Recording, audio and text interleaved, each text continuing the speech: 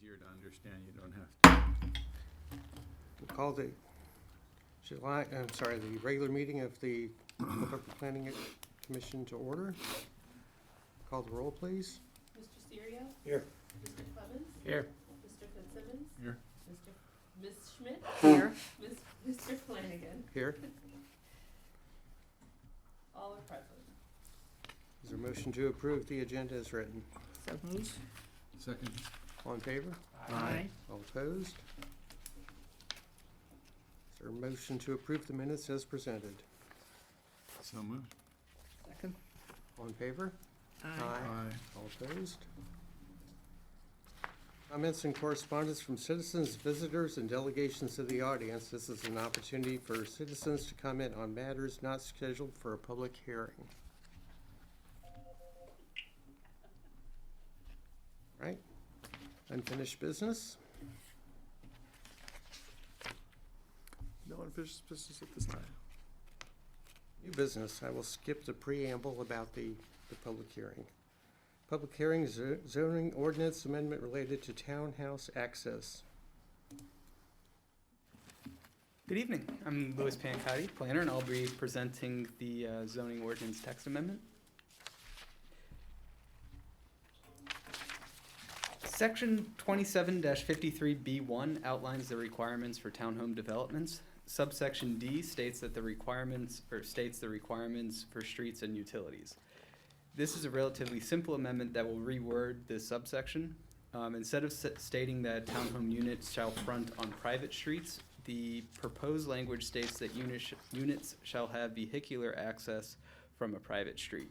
This amendment will still require the creation of private streets for townhome developments, but will allow the developer to orient units that also abut a public street, and they'll be able to basically turn the front of the unit towards the public street as opposed to having to face the private street.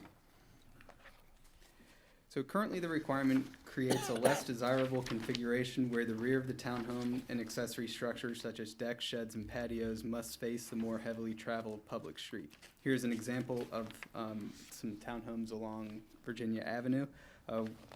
Under the proposed language, the front of these units could face Virginia Avenue, potentially with pedestrian walkways leading from the existing public sidewalk. The rear yard would face the private street.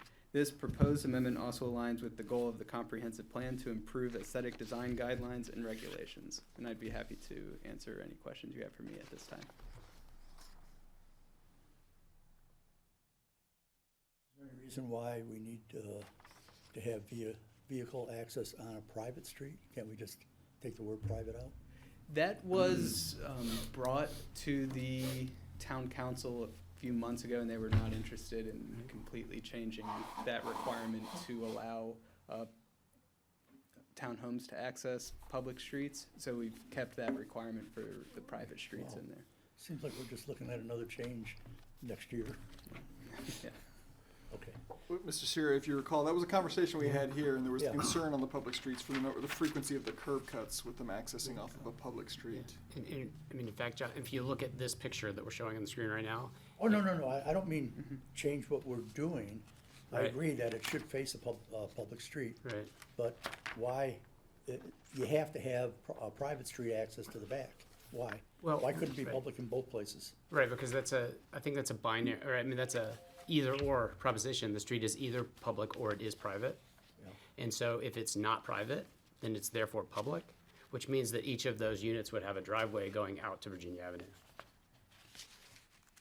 You don't, we do exactly what we're doing. Yeah. But what this says is the back street has to be a private street. You're mandating that.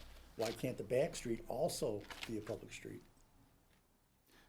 The difficulty, Mr. Serio, if I may, in that instance, we would have limited leverage then to essentially dictate which way the units were oriented. So potentially then they could still be looking to have them with the driveways coming out to the more the traveled other way. public street, Okay. because we weren't giving that guidance. Okay. There may be another way to handle it. What I'm worried about is, well, you've heard me before, I don't like private streets.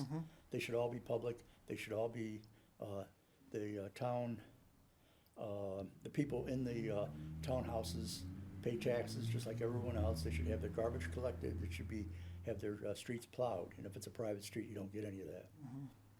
Yeah, I'll back on. Thank you. Never mind, next.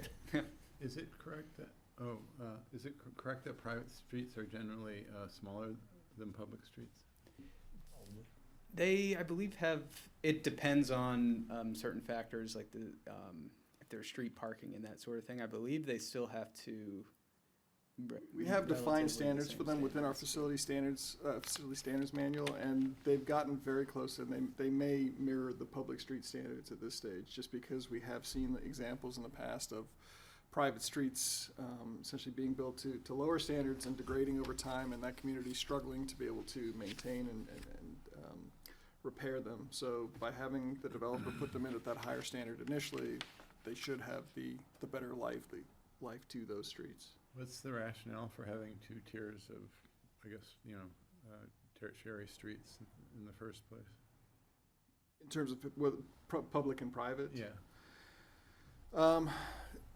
The private streets allow them to do certain things that you can't do with the public streets. So in these instances, as we've discussed, you can have the greater access onto them in terms of the frequency of the curb cuts. It allows you to do, where we've looked at other ones before, you don't have the same turn radii requirements on a private street that you do on a public street. So we looked at one layout for proposed townhouse development, if you remember, where they essentially had a right angle type turn that you wouldn't be able to do on a public street. I do think that there are very limited and controlled situations where it may be desirable to have that option. I think I'm kind of channeling John's point of view here a little bit, and it's not, I guess I'm also taking us a little far afield, so I'll stop after this question. What was the rationale for allowing those differences? Why not just have a uniform kind of street type? In terms of the standards of them? Yeah. Certainly. Actually, I could probably answer some of that. I think it was difficult to pick up trash cans in townhouses because they're right on top of each other. And if you have, you can't have parking on one side of the street because you have driveways, one after the other. And there's not enough room to even park. So I think that, so let's give a different modification to that with townhouses. I think that's the way it went. I'm not sure. If I can jump in here too, I mean, I think there's some of it is too, is, so if you're gonna have only one standard, which standard would that be, right? So you would have to hope that it would be the higher public street standard. And when you do that, you may be putting an undue burden on developers at that point, because you're asking them to make a road that can handle full public traffic, when really they're just putting in essentially an alley, or, you know what I mean, the equivalent of a driveway.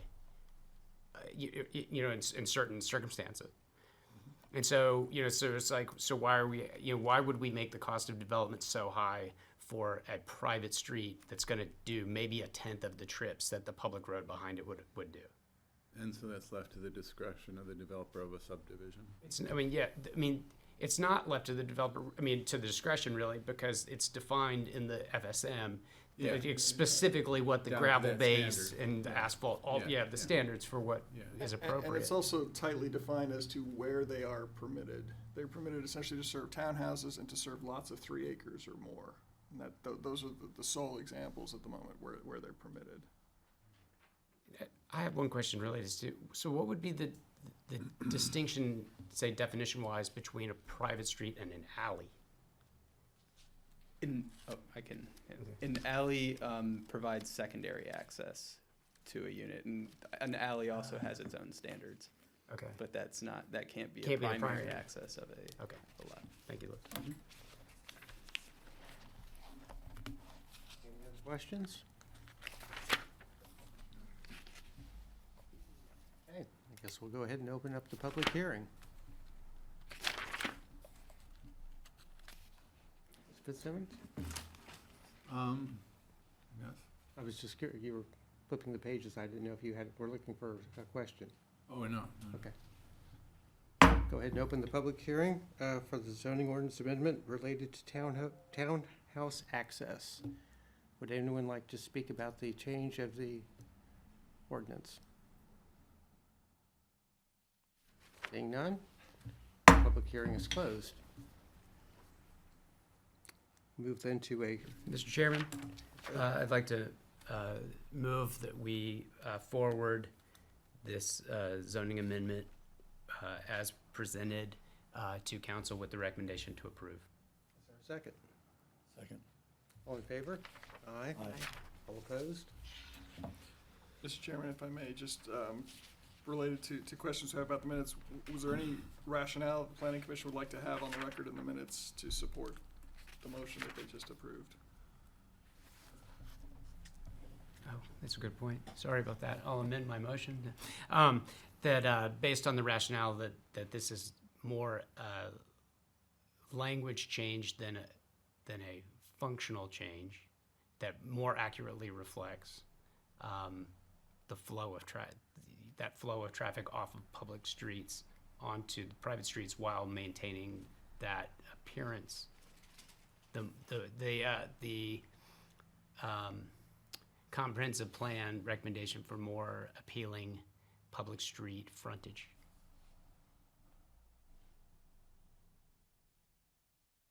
So having the houses face the public right of way instead of the parking lot. Exactly. Front doors face the street. Yeah. Sorry about that. Should have done that from the beginning. Appreciate it. I second that too. Okay, moving on to other business. We need to redo the vote. No, I believe it was just a clarification. Okay. So, Thanks for asking about that, Andy. sure. Just want to make sure we have it Yeah, in there. no, it's the right thing to do. So for other business, as we have shared with the commission, we have the full draft of the new Unified Development Ordinance available now for public review and comment. We sent it to you electronically. We got you guys hard copies as well. We're going to be talking about this several times in the next couple of meetings. We've got this evening as an opportunity. I'll be talking to the Architectural Review Board tomorrow night with those sections, particularly related to the Historic Overlay District, the Architectural Review Board, as well as the design standards for the non-residential buildings, just wanting to utilize their expertise.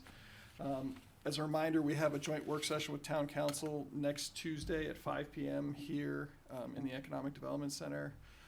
And then we're also going to have our regularly scheduled work session next week, Thursday morning. So what I'll do is I recognize the commission hasn't had a great deal of time to review this yet. I'm going to be walking through, I've got a couple slides just showing and highlighting some of the big changes. I can get you guys a copy of the slide presentation as well so that you'll have the various sections to sort of trigger to look at. What I'd ask is if the commission can take some time to review, share any comments or questions that you have with me by Wednesday morning of next week so that I can tailor the presentation for the work session on Thursday to specifically address any of those questions and we can discuss any of those items in greater detail. So looking at the ordinance, a lot of the language was carried over from our existing code. Where we have consistencies are, as we discussed, the minimum residential lot sizes, the widths and setbacks. Those have largely remained almost identical to our existing language as we had discussed. Our landscaping requirements are largely the same as what we currently have within our current code. The historic district overlay has been carried over with one change. They provided some additional detail related to the standards for approval of demolitions within the historic district. The flood hazard areas language has been taken over directly. This is what deals with our flood insurance and those programs. That's largely modeled off of state template language. Our subdivision design and improvements is largely mirroring what we currently have within our subdivision ordinance, and that's been pulled over and incorporated. On the procedures fronts, those related to pre-application meetings, text amendments, rezonings, conditional use permits, minor subdivisions, family subdivisions, vacations of subdivision plats, certificates of finding, zoning variances, and appeals of administrative decisions are all consistent with our existing language. The descriptions of the review and decision-making bodies, as well as the violation penalties and enforcement, is largely the same, and as are the nonconformities. So we managed to fit the consistencies on one slide. I think I have 3 slides of new items that I wanted to highlight for the commission as you go through. So where we've got the changes are obviously the zoning district categorizations. We have new names and new descriptions of the zoning districts. We have fewer zoning districts than we proposed than we currently have, because we've tried to consolidate them down and make it a little bit more uniform across the board. We've got the introductions of the building types, as we've had a chance to discuss over the past couple of months, sort of the different standards that would apply, particularly as far as the form and the aesthetic of those. We have the introduction in particular of the form-based code for the non-residential development. Those building types that are for non-residential uses have the introduction of those design characteristics that go along with a form-based code. In section 27-4, we've worked on clarifying the lighting standard applicability, because presently the language could be interpreted to only apply our lighting standards to parking lots, and we want to make sure that it applies across the board to all developments and all lighting to protect neighboring parcels from potential light pollution and spillage. In our parking section 27.5, we've done a simplification of the parking categories to correspond with the approved uses that we have in town. So what we've gone from is essentially a 3-page table lays out very specific uses in the parking ones, to a 1-page table where the uses match up identically with the approved uses and the descriptions of the uses that we have within that section of the code. Can I ask a question? on Please. that? Did you widen the road so we can allow parking on both sides? We haven't dealt with the streets in this. That's going to be more when we do the facility standards update. Okay. That's where we have the street widths language in there. So, but that's one that we definitely can talk about, and I've got noted to talk about when we get to that update. We've got, as we discussed, the increased required parking for single-family residential, where essentially we're looking to increase the required parking from the current 2 to 3, with at least 2 of those spaces being exterior to the building, so that we're not simply counting 2-car garages as 2 parking spaces that then never get used for parking because they fill it up with storage and what have you. We've got, as I said, the simplification of the uses in the use table. Again, we went from very, very specific uses in many instances, things like cabinet maker and apothecary, I think, is still in there, to much broader ones based on the descriptions and based on the characteristics of the use. So again, that's gotten that down to a 1-page table that should be fairly simple to read and interpret and understand. Along with that, though, does go with some increased permissiveness of the commercial uses. As we talked about in the form, when we were going through the updates to the form-based code and the pros and cons and what the benefits of the form-based are. So we talked about how it's largely a trade-off, where we get greater certainty as to what the exterior is going to look at, but what we give in return is that greater flexibility of what will be done inside the building. So when we've done the uses, we've broadened them out and made them so that some of these uses are more able to be performed in parts of town where they previously weren't. The big one that I'll raise for the commission and want to have it forward are things like tattoo parlors.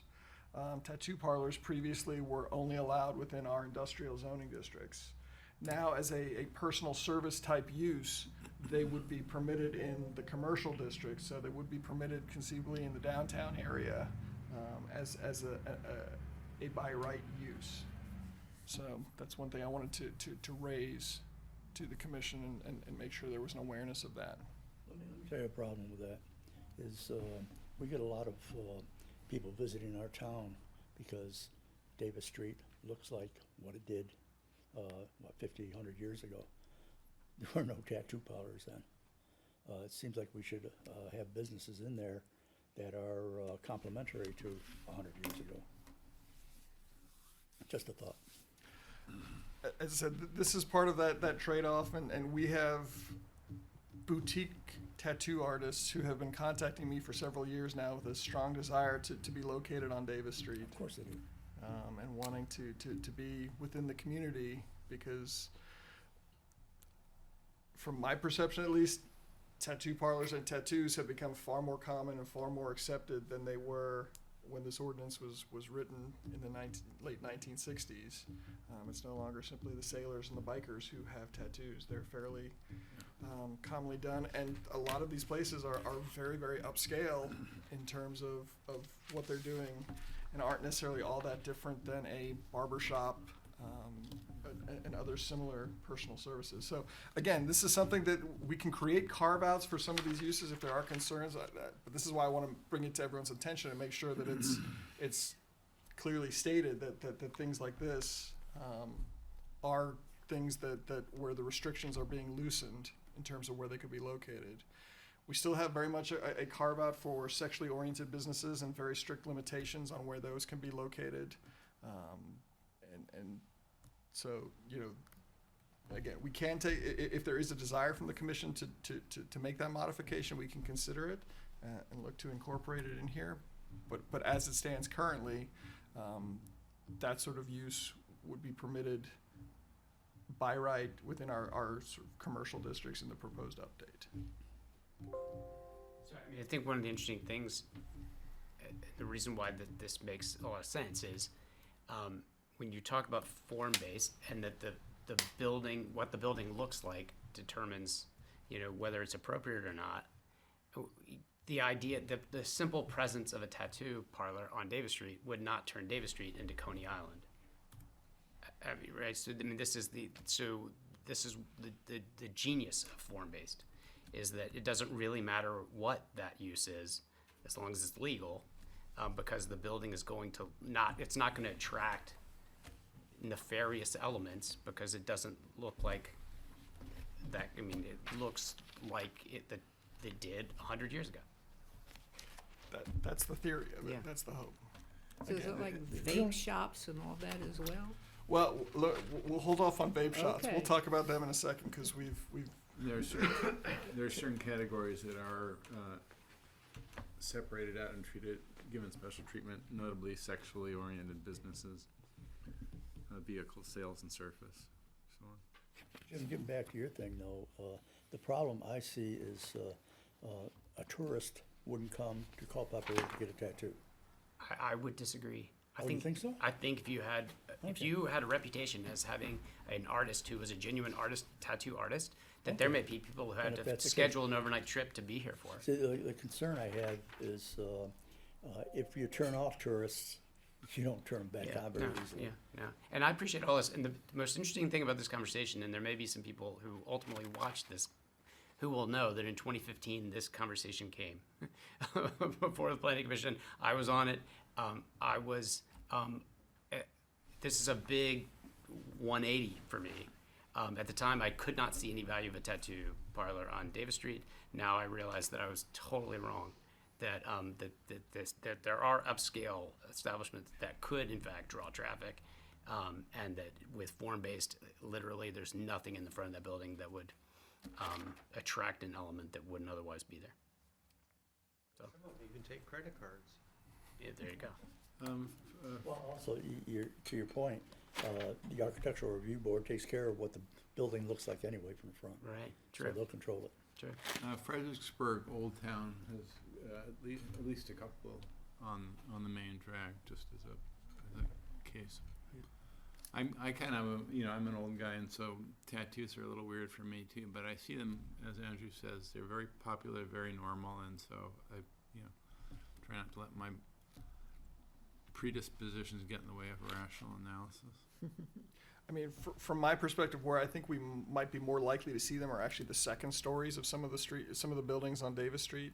I don't know that they necessarily need to pay the premium for the ground floor with that visibility. Simply having the sign on Davis Street and those upstairs quarters could be a good fit.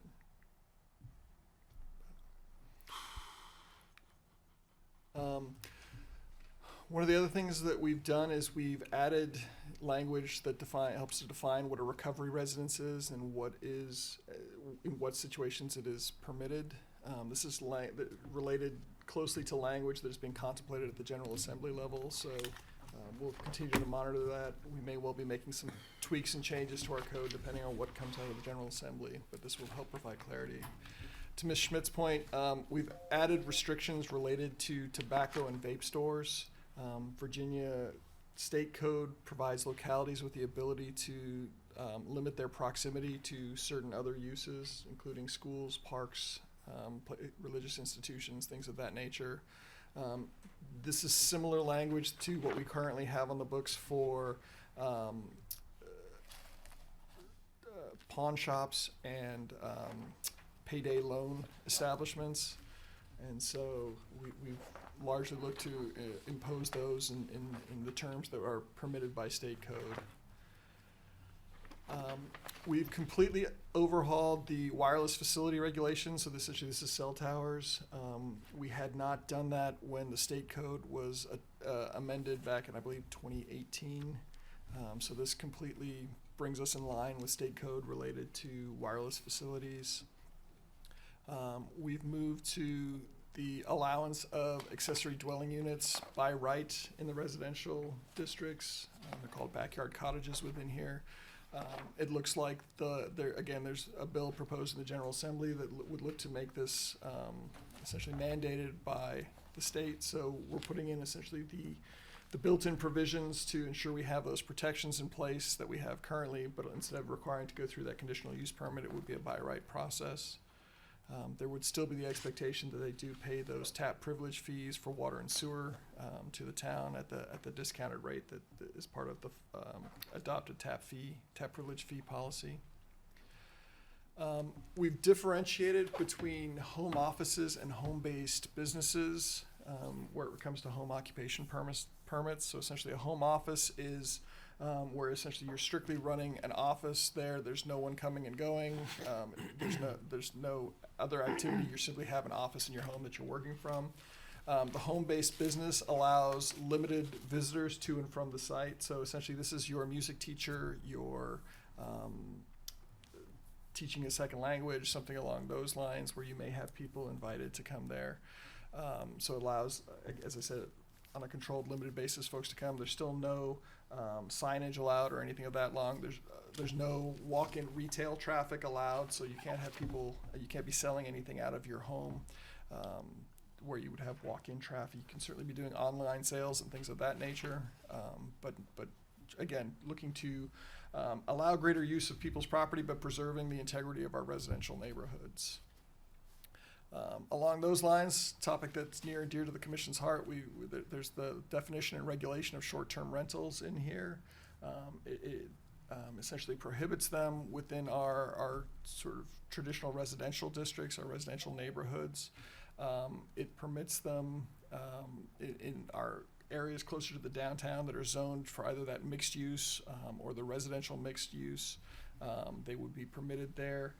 In other instances, in those more traditional ones, you could obtain a conditional use permit for a bed and breakfast, but that again requires you to be on site at the facility. So essentially trying to put the protections that we spent several meetings discussing as a commission to put those protections in place related to short-term rentals.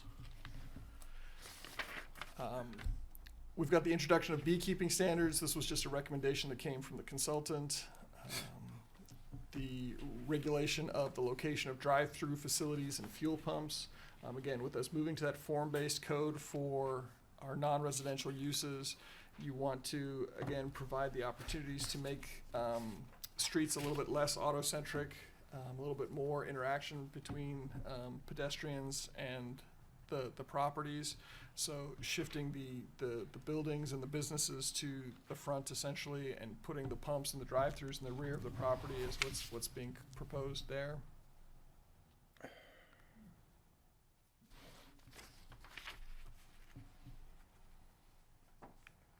Kelly, would you mind advancing the slide for me? Doesn't like me anymore. Thank you. So we've got the introduction of standards for electrical vehicle charging stations and solar energy systems, items that weren't previously contemplated. specific language relating to food trucks and donation receptacles, where they can be located, what the process is. We've been largely working around some existing language, but this makes it overt and specifically calls out those uses in the new update. We've got increased specificity of A-frame sign regulations, essentially limiting the number, limiting those of one to one per business, and where they can be located, so we don't see a proliferation of those and them scattered some distance away from businesses. Provide clarity and sort of clear illustrations of the sign area measurement methods, essentially how to calculate those, as we have had some conflicts with sign makers in the past in terms of how they're trying to interpret our ordinance for their signage that's permitted. We just received this morning, so I'm in the process of incorporating language from the Culpeper Soil and Water Conservation District to the watershed protection overlay. So that will be changing. Currently, our language has references that are outdated that don't apply anymore. It's a residual effect from when the town still administered its own stormwater management, but since we've handed that over to DEQ, some of these references no longer apply. So we're cleaning that up as well. So we'll have that when we do the next full draft before we get to the public hearings, that language from the Soil and Water Conservation District for that section. Then we get to the major subdivisions and site plans. And where these come into play is that these are now going to be administratively approved as opposed to coming through the Planning Commission. Planning Commission would still see the preliminary plans for residential development, but these ones that are essentially ministerial approvals, if they meet the code, they're approved, are being reverted back to simply staff review and staff approval. Again, this is something that is, there's a legislation at the General Assembly this year that would remove the ability for the Planning Commission to review and approve these, and so we're moving in that direction as well. Suggestion on that is, if you have anything that you're concerned with, you may want to bring it here to get a backup if nothing else. We kept that provision in place that the zoning administrator has the ability to refer them to the Planning Commission if. Because we never have looked at everything. Yep, yeah, the minor ones haven't I mean, come. not even minor ones, but things that the town was building. We didn't get to discuss any of that. town We wanted to have do since it, I've but been it here. done. Yeah. Well, I mean, you probably have, but. No, as I said, since I've been here, we brought them to the Planning Commission for approval. But we haven't always seen them, I, everything. I got a question for you mm-hmm. on that. Do we require all utilities to be buried in new developments or coming into town or anything like that? They're not required to be buried. Because about 60% of them are buried, and I think that's a good idea. We It looks encourage it, yeah, again, we encourage it. That'll be, again, a facility standards manual update. We can have that conversation. Let's talk about it then, because maybe we should mandate it. I think it should at least be the expectation that that's the case, and there may be some exceptions where it's not warranted, but the expectation is that they are. I agree. Oftentimes, Mr. Syria, there's confusion between all new utilities shall be placed underground versus all utilities shall be placed underground. Case in point, a transmission line. Actually, we don't even have that. A lot of the phone lines are not underground. That's a utility, really. I mean, even on Davis Street, I think there's a couple phone lines going across. I believe. I may be wrong. But you know, I understand where you're coming from. Right. You don't like them underground, do you? It's 100 I mean- times the cost for transmission line. Yeah, but it's Underground. the maintenance. For a stuff. single conductor, it is that big with the insulation for 115,000 volts. And so there's inches of insulation. And Fauquier tried to get the 115 line buried across the river. Well, you know, if you have them elevated, you don't have that extra insulation, right? Well, you have a residual effect. Just walking underneath it, you're gonna get affected by things that the electricity shoots out. And I'll give you an example of that. If you go down on Route 3, where they're bringing that one big line across Route 3 over Mrs. Campbell's property, they brought it in for Terramart. There's also another electrical line going north and south that goes underneath it. It'll be opposed like that. Well, interesting enough, before that one electrical line gets to this one, they bury it and then they bring it back up over here. Why? Because it shoots off things that will mess up things. And if it's gonna screw up the electrical cross signals, what's it gonna do to a person or animals or anything? Dominion Power did that because the overhead line was across the interchange at Route 3 and 29 in 1955. Dominion buried it for the clover leaf. Yeah, but it's only buried for 30 feet. Huh. So what you're saying is there's no danger with an exposed line than there is with in the ground line. You are, the worse it is. The closer you are, the worse it is. Okay, so there is some danger. But if it's buried, the danger is quite a bit less. We're in the weeds, Mr. Serio. I just wanted to differentiate between there being all new utilities being underground versus all utilities being buried I underground. I understand. But we're Oh, in no, the- no, I we're agree in the with you. weeds. Yeah, new is, yeah, okay. You don't have a problem with new utilities being underground, then? Okay. Last one on this page is the introduction of administrative modifications. Currently, the zoning administrator only has the ability to do very limited ones on setbacks, particularly side setbacks. This follows the state code, follows the county provisions, and essentially allows the zoning administrator to approve administrative modifications to the bulk regulations for height, setbacks, things of that nature, with notification to adjoining property owners, a 21-day response period for them. If there are any objections, then I believe it goes, per se code, it may go forward through a conditional use permit process. But if there's no objections, then they are able to be administratively approved. So this is what the county has in place. It saves them a lot of need to go before the BZA for variances in that instance, and so we've modeled it after that. And the final one are the measurements and definitions. We've tried to, again, provide much greater clarity and specificity, ensuring that the definitions align with the terms that are used within the code.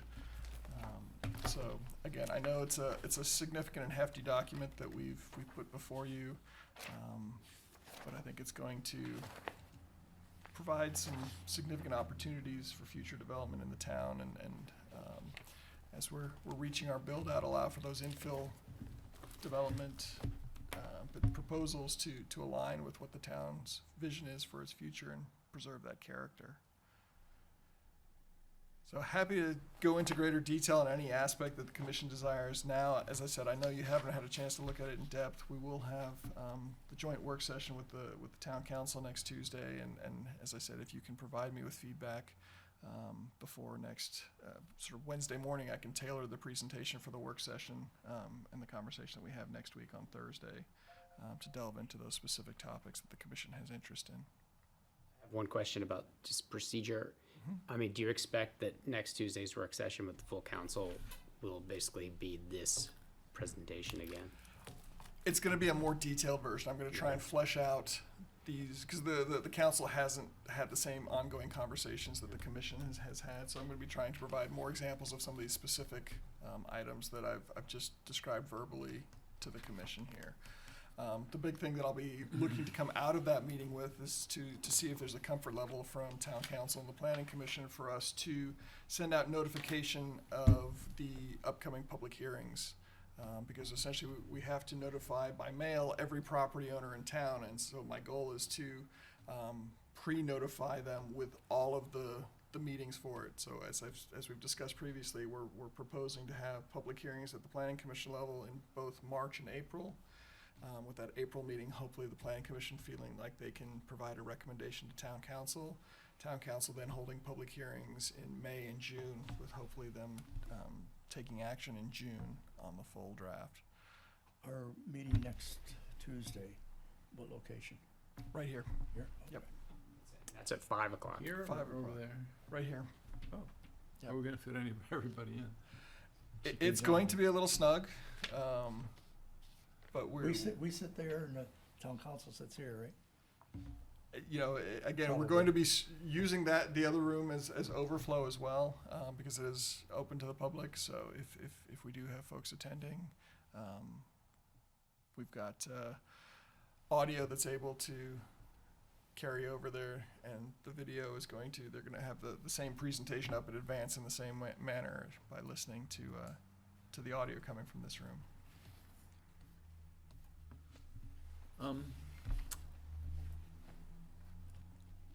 I guess, is there a relationship between the changes related to accessory dwelling units, backyard cottages, and short-term rental? There's not anything, if you're asking in terms of limitations on the use of accessory dwelling units as short-term rentals, there's nothing proposed related to that. So they conceivably could be if they were in an appropriate district. What's the appropriate district? Essentially, the RX, I think, would be one that would be Right. permitted by right. Right. You're not permitted to do it in the RS or the RT districts. Except conditionally, or, You could do a bed and breakfast, go through to get the conditional use permit for that. right. That permit would be related to use, right? Correct. Okay. Would a person making such an application need to have a business license or any? For short-term rental, you would need to have a business license. Okay. So again, you could build an accessory dwelling unit in the RS and the RT districts. It Right. could be, rented out on a long-term basis to a tenant. It could be Right. used for a family member. Good short-term, Short-term rentals would not be permitted in those instances. and the definition of short-term in this context, you want me to look it up? Well, it's just. I'm sorry, I thought you knew. No, Was it less I than thought you 28 knew days? everything, Andy. I'm working on it, but it's What defined happens in the when- uses actually Yeah. section. We have a whole listing of requirements, like, had to be under 1,000 square feet, had to have a bathroom, a kitchen. Those are still there that's for the pretty accessory dwelling unit, yes. Okay. No occupancy greater than two people, has to have a bathroom, a kitchen. I think short-term by definition, at the state level was like under 28 days. Or something like that. I think that's what differentiated. The new ordinance refers to 90. 90. What it is? 90 days? Short-term rentals, I believe it was 90 days. Less Yeah. than 90 days. Wow. My binder might be easier. Clear. Short-term rental housing, which involves offering all or a portion of a residential dwelling unit for rent to overnight guests for fewer than 90 consecutive That's days, crazy. is considered an accessory read it. use to an allowed household living unit. Training starts All right. next week. And that's existing or that's part of this new? That's part of what's proposed. All right. Is that? What page is that on? It's section 27-7.50. And does that pass through or mirror the It's the state, first third. state definition? It should, right? There is not a state definition currently All right. related to this. The reason I bring it up is, obviously this is an issue that we're not alone here. And Virginia Beach they have a big task force. They were meeting today, also this evening, to recommend their findings. So it's one of these deals where other localities have already dealt with this. They're way ahead of us on it. And I think it's really important that we sort of see where everybody else is so we don't end up having to reinvent or end up in a bad place.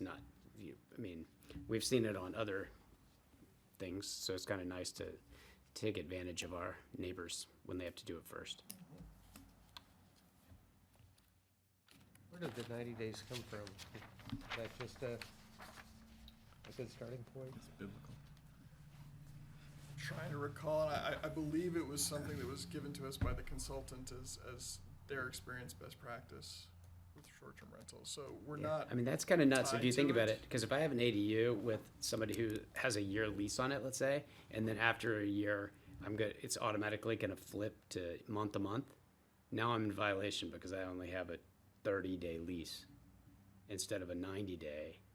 But if there's a year precedent, then can't you construe it as being, you know, a year and a month continuous, or, you know, 13 months continuous, 14 months continuous? I mean, Rather than short-term month to month. I mean, if it has the. I mean, I just think if we're starting from scratch, I don't know why we would want to write in 90 when 28 or 30 would suffice. I That's, thought he said 90 was advised. what's that? I No, thought he said 90 was advised. yeah, he said 90 was advised. No, I said when 30 would suffice. Oh, Right, so, suffice, I'm right, sorry, I sorry, thought you yeah. said advised. I mean, nobody's I moving in misunderstood. on a short, nobody is coming into town to stay in your garage for 30 days on a short term.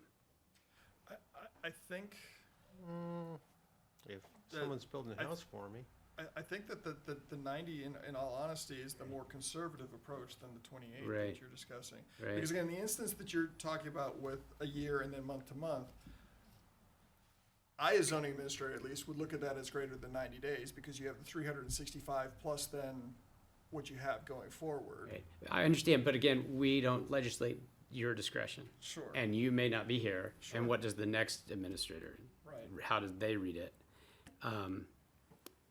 This is one that I think that, Again, I'll certainly, Well, we'll see what yeah, information we we just find, need and some I notes. encourage the commissioners also, if there's language that you're able to find that you Yeah, have that's a fine. greater comfort level with. I just would rather see what other localities are doing. Yeah. Do you have like a short list of localities that would be? The only one I know is Virginia Beach, and the only reason I know it is that I was in the process of actually trying to do a short-term rental there. I mean, like rent a place for a weekend and ran into it. That they couldn't do it for less than 28 days. So I mean, this is, and that's how I got down that rabbit hole of knowing that Virginia Beach is in the middle of these standards. Yeah, okay. But that's, yeah. well, so how would 90 days stop the serial week, kind of quasi backdoor wedding venue where, you know, I'm renting out my bedroom, my neighbor's got the wedding venue, and so because when we're talking about short-term rentals before, with these conditional use permits, it was like, you know, the noise, the people, and things like that, you know, where does the 90 days even begin to stymie any of that activity? Well, the 90 days is gonna capture that, because you're renting for less than 90 days in that instance. Again, John, we're talking about the fact that this is happening in a residential neighborhood has already been dealt with. We're Right. talking about only in the RX. Okay, Right. Yeah, in the residential, it would not be permitted, okay. short of going through the conditional use permit to have a Right. bed and breakfast approval.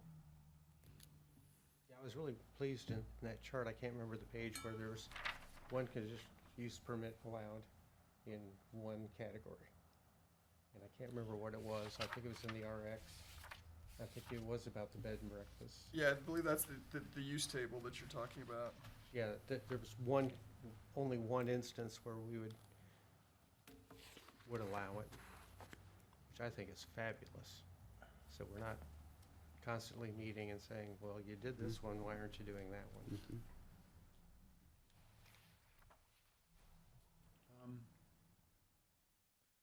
I'm sorry, I know you said this before, but in, not RX, but the other residential designations, short-term rentals are excluded or they're allowed conditionally?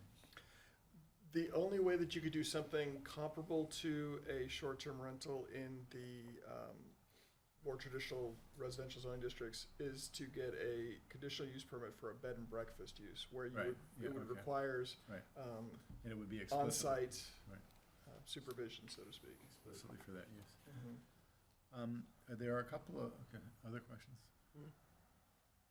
There were a couple of items where you said that we expect the state to go this way, and so we're just triangulating to get where they're gonna end up. If the state, in its infinite wisdom, doesn't end up going that way, where does that leave you? Do you have to then make an amendment to take it out because you've exceeded under Dillon rule authority, or? No, I don't, none of them would have us, none of the proposals have us, I believe, exceeding anything that is currently authorized by state code. I think it's more that the state code is gonna require us to do certain things that are now optional And so we're getting ahead of that because things like the by right nature of accessory dwelling units, if not approved this year, I suspect it will be in the foreseeable future because it is something that has come up the past several years, and has been gaining support within the legislation. For our reference, and I mean for anyone's reference, are these all going to like the local government committee at the state house and The senate? vast majority are going through cities, counties, and towns. Cities, Counties, counties, cities, and yeah. towns. So CCT. the state legislative website is really good in terms of tracking bills, in terms of letting you know when these committee meetings are. They're all available online. It's definitely worth some time to like just sort of for all of it, like when we see that these flags are being raised, to just sort of like track some bills. It's definitely easier to do it after the fact. Like I wouldn't watch a 3-hour meeting to hear the discussion about something. I would see how the committee voted on it first, and if it's worth our time to, then you can go back and watch the meeting. But I think that it's a great resource to take advantage of is that the state the legislative I'd website. also be happy, the Virginia chapter of APA has our own specific website that our lobbyist puts up for us that identifies what they call the top 10. It's more than 10 bills, but the bills that are related to planning. We also have weekly calls on Friday afternoons where the lobbyist runs through the updates from that week on all of these top 10. So I'd be happy if any commissioner is interested. Yeah, actually, can you just Yeah. be prepared to share that with everyone next Tuesday? And that includes town council and us. Sure. Because these are the same conversations the council's gonna have. Yep. Yeah. This is the lobbyist on behalf of local government vis-a-vis the state government. This is the lobbyist that is hired by the Virginia chapter of the American Planning Association. Okay. It's also the same lobbyist who represents the Rappahannock-Rapidan Regional Commission, which we're a part of. Interesting. That last part is interesting. Any other And there's a questions? website where the top 10 are listed? Sorry, John. Yes, there's a website that the chapter, the lobbyist puts up for the chapter. Any other questions for the director? Just to reiterate, I'd ask the commission, once you have a chance to go through this, anything that you'd like to discuss further or want clarification or have questions about, ideally if you could let me know by Wednesday morning. That way I can tailor our work session to specifically hone in on those items. Next Wednesday morning. Next Wednesday, tomorrow. not tomorrow. And I'm not gonna be here for the next work session because I have planning commissioner training. Oh, But I'll get questions to you regardless. where is it? And I'll look to get your responses for that. Where is it this year, Richmond. Janie? Hmm? Where is it this year? In Richmond? Okay. Short pump? No, it's close to the museum, Virginia Historic Museum. Cool. Nice. Well, it is Oh, right there. Oh, closer to downtown. Yeah. Okay, closer to where their office is. It's funny, the guy who did it, the training for us, Chandler? is now at UVA. He's Okay. Yeah. He's in the provost office or something. Jonah Fogel. Moving to follow-up Virginia items. Tech when he did our training? I think so, yeah. Any follow-up items, Mr. Director? No follow-up items. Any director updates? Essentially, I've shared it already. Just a reminder that we have the joint work session with town council next Tuesday at 5 p.m. here. Commission member discussion, Mr. Serio. Don't have anything but a question. ARB tomorrow at 5 o'clock. Tomorrow, 5 o'clock here as well, yes, and that's gonna be focused specifically on the new code as it relates to the historic district, the ARB, and then also raising with them the design guidelines that we have for our non-residential buildings. It'll be an interesting meeting, I think. I think so. Mr. Fitzsimmons. No, thank you. I have nothing. Ms. Schmidt. Have anything? Thank you. Mr. Clements. Yeah, I have one thing, just for the benefit of any audience we may have. And I talked to Andrew about this earlier to let him know it's coming, but I'm just want to ask a question specifically as it relates to snow removal on sidewalks in front of of residential property, what are individual homeowners' responsibilities? What does the town? So, Town Code Section 21-25 is specifically labeled removal of snow and ice from sidewalks. Section A identifies that the tenant, owner, or occupant, or any person having the care of any building or lot bordering on any sidewalk or footway shall have the snow removed from such sidewalk or footway within 6 hours after snow shall have ceased falling, unless such snow shall have fallen during the night, in which case it shall be removed by noon the day following. Okay. And then how does that relate to enforcement? So if there are issues or concerns, can certainly reach out to my office. Gary Cole, the town zoning inspector, will notify property owners, make them aware of this particular code section. So essentially we'll give them the opportunity to remedy it themselves. If it is not remedied, then the town will pursue further action against the property owners. Thank you. When you say further action, what do you mean? They can be cited for violation of the code. They're given a period to remedy the situation. If they have not remedied and They the get situation fined. is still in effect, that they run the risk of getting fined. Any other discussion? Move for adjournment? So moved. Now, do you have anybody in town?